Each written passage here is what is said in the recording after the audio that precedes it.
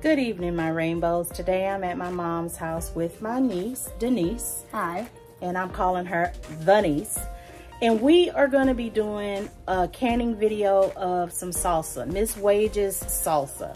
So I know a lot of you have been wanting more canning videos, so here's the opportunity. And be watching because more canning videos are coming because we are in that season. Now, my niece right here, Denise. Hi. She's starting her YouTube channel and I'm gonna put a link to it below once she lets me know what the name is. But it's gonna be a great channel about her homesteading journey. So I want you guys to tune in. So what she's doing right now is working on the tomatoes. Let me see. So she's putting the tomatoes in soapy water and we're gonna let those sit for a little while and clean those and rinse them, and then when we come back we'll show you the next part. So she's just washing the tomatoes really well for us, and then we're gonna rinse them and put them over there in the colander. And then after that, she's gonna put hash marks on the bottom. So if you remember, this is the same step of preparing tomatoes if you were gonna be making tomato sauce. And I have that video already, so I'll link that. But she's gonna put hash marks on the bottom, and then she's gonna core the top core out. And we will come back and let you guys see that. Okay, my rainbows, as you can see here, Denise is coring the tomatoes. These are Roma tomatoes that were picked up at Aldi, and they are very firm. They're not soft and squishy at all, which makes it really good for sauces and such, but you have to be careful when you're working with the paring knife so you don't cut yourself.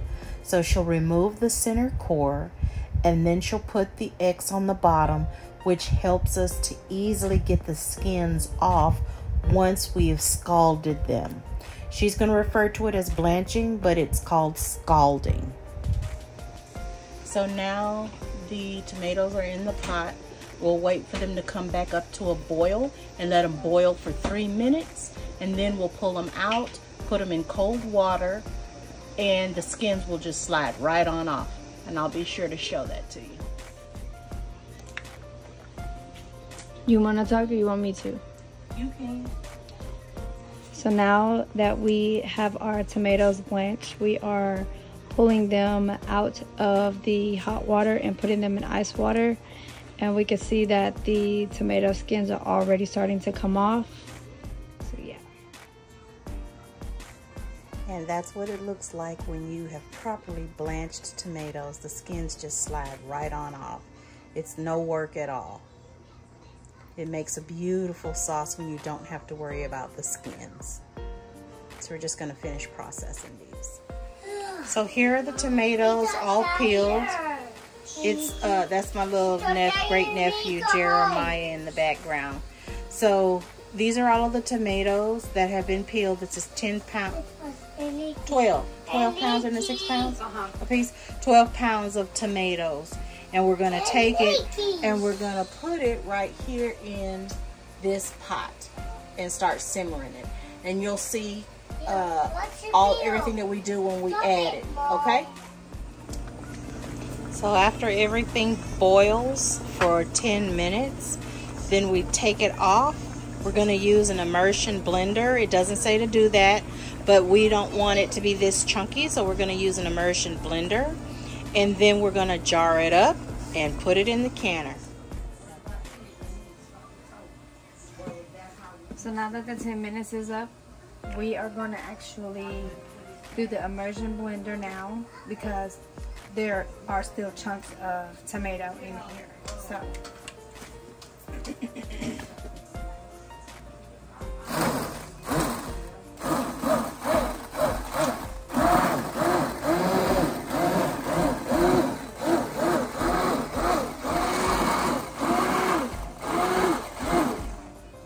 be very careful. It's very hot.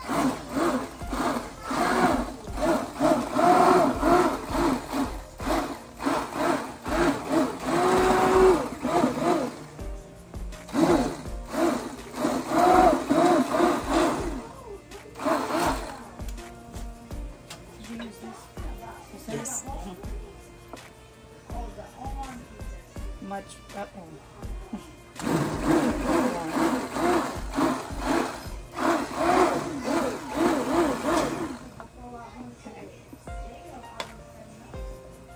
much better. Much better. So now we're going to go ahead and put this in jars that we have in our canner that is actually sterilized, but they're done now. So. All right, my rainbows. So this is actually the next day, what we had left over, and I wanted to share something with you. So if you don't finish all of your canning, it's okay to refrigerate the product that you have, and then you'll start canning the next day with a cold canner with cold product in cold jars.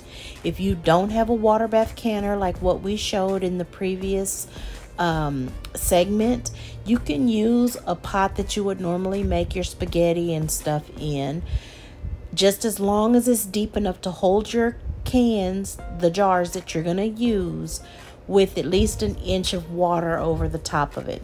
So what you see in this particular pot is a towel, basically a flour sack towel that we've put at the bottom, and then so that the jars don't touch the bottom and burn. And then you'll see little bubbles escaping. That's not because of the water being boiled, because remember, this is a cold canner with cold jars and cold product. That's actually bubbles of air that's escaping from the lids of the jars, because we have it fingertip tight and the pressure of the water is forcing some of the air out. But once it starts to boil, then all of the air that's in the jars will pop out, and that is how you safely preserve your food. So this is what it'll look like once the water actually starts boiling. And for this particular recipe, you let it process for, I believe it was 40 minutes. Okay, my rainbows, here we are at the almost to the finish line. When you take your jars out of the hot canner, after you've let them sit in there for about 5 minutes when you completed your processing time, you take them out of the canner and you put them on the counter. I always cover my jars in case the air conditioner kicks on and I don't want to shock my jars. The next day, I write what I've canned and I wipe my jars clean. Why? Because we have hard water here. And even when you put vinegar in the canner to kind of keep it from getting kind of chalky, we have hard water. So it still has a little bit of that film on it. So I wipe all of my jars as you see me doing here. And then once that's done and everything's labeled, you make sure you remove the rings off of your canned goods, because the rings can make bacteria grow if there was any siphoning. And it can also make your jars seem like they're sealed when they're not, which is called a false seal.